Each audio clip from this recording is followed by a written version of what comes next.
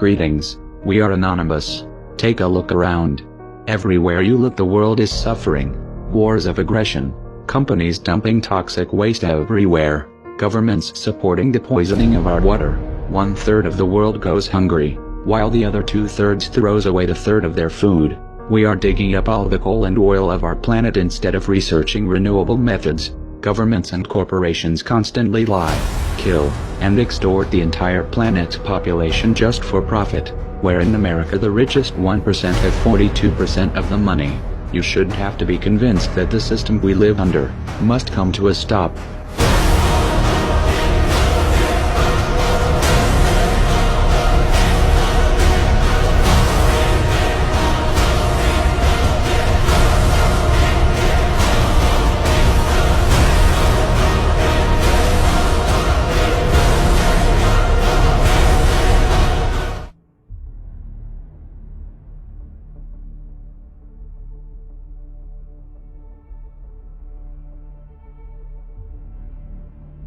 This is just a game to them, a game which is rigged in the most extreme ways, where they cheat at any given opportunity. It is a game in which the majority do not even know they are playing, working only to serve the pockets of the criminal banking cartels. They have created a psychological prison, where the prisoners are not even aware they are locked up. We live under a system in which the wealth is sucked from the poor, then given to the rich, where people actively harm others on this planet in the pursuit of profit. They have orchestrated a huge redistribution of power, purely for more control, but shrouded under the banner of justice. Massive surveillance, data collection of every citizen, hundreds of billions of dollars spent every year on the military-industrial complex, huge bailouts to the bankers, very few people controlling excessively large amounts of media corporations, in turn controlling the information we get, the funding of both sides of the wars, again only for profit and power. For those who are paying attention, this is of no surprise. So do you have any second thoughts about pulling all ground troops out of Iraq? You know what I just find interesting is the degree to which this issue keeps on coming up, as if this was my decision.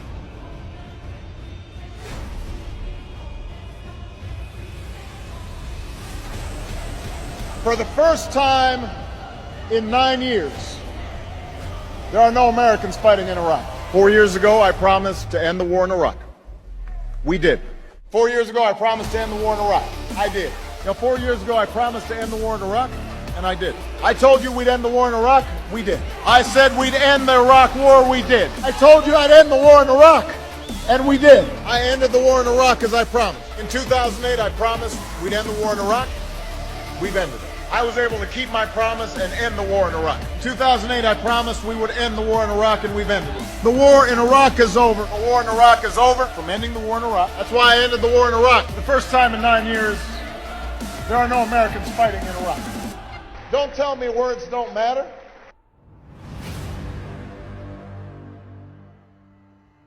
January 17th, 1961. President Eisenhower warned the world of the impending threat posed by a disastrous rise of misplaced power involving the military-industrial complex.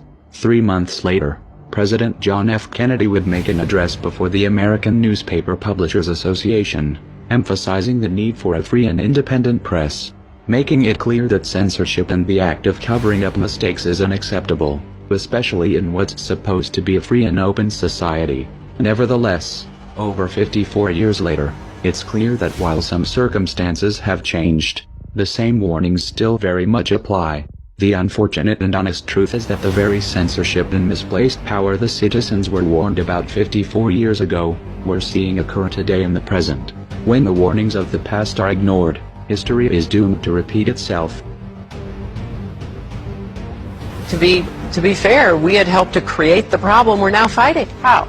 Because when the Soviet Union invaded Afghanistan, we had this brilliant idea that we were going to come to Pakistan and create a force of mujahideen, equip them with Stinger missiles and everything else to go after the Soviets inside Afghanistan. And we were successful. The Soviets left Afghanistan, and then we said, great, goodbye. Leave these trained people who were fanatical in Afghanistan and Pakistan, leaving them well armed, creating a mess, frankly, that at the time we didn't really recognize. We were just so happy to see the Soviet Union fall, and we thought, okay, fine, we're okay now. Everything's going to be so much better. Now you look back, the people we're fighting today, we were supporting in the fight against the Soviet. In retrospect, the intelligence that everybody saw, that the world saw, not just the United States, was faulty. And in retrospect, once we invaded and took out Saddam Hussein, we didn't focus on security first. And the Iraqis, in this incredibly insecure environment, turned on the United States military because there was no security for themselves and their families. Those damn Iraqis, once we invaded, tried to fight back.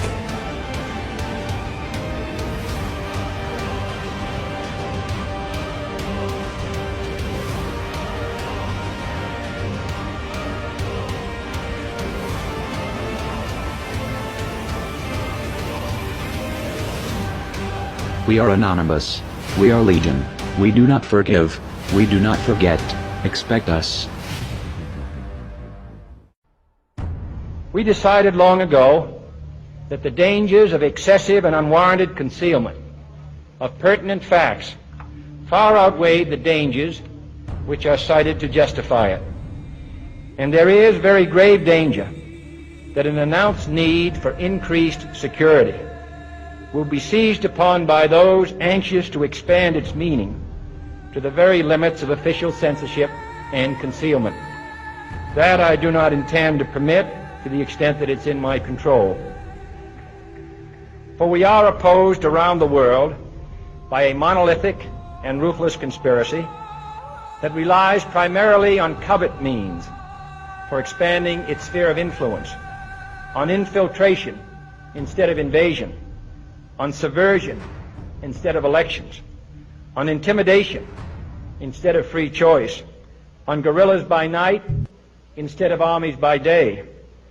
It is a system which has conscripted vast human and material resources into the building of a tightly knit, highly efficient machine that combines military, diplomatic, intelligence, economic, scientific, and political operations. Its preparations are concealed, not published. Its mistakes are buried, not headlined. Its dissenters are silenced, not praised. No expenditure is questioned, no rumor is printed, no secret is revealed.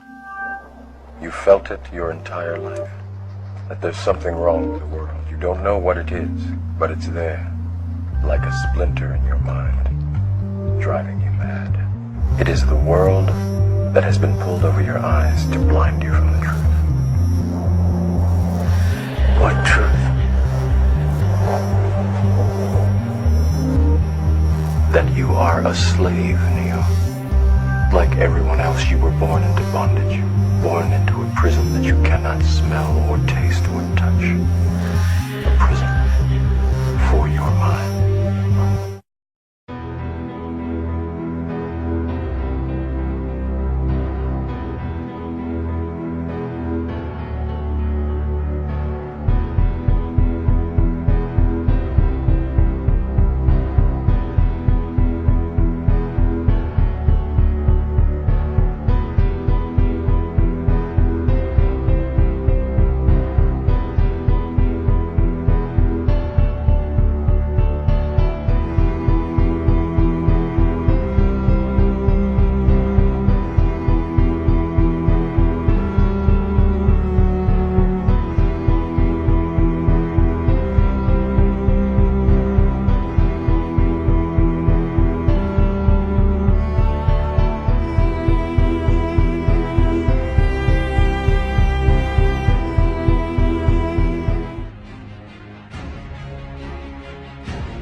Throughout history, the world has been controlled by big ideologies such as religion, socialism and capitalism, to name but a few.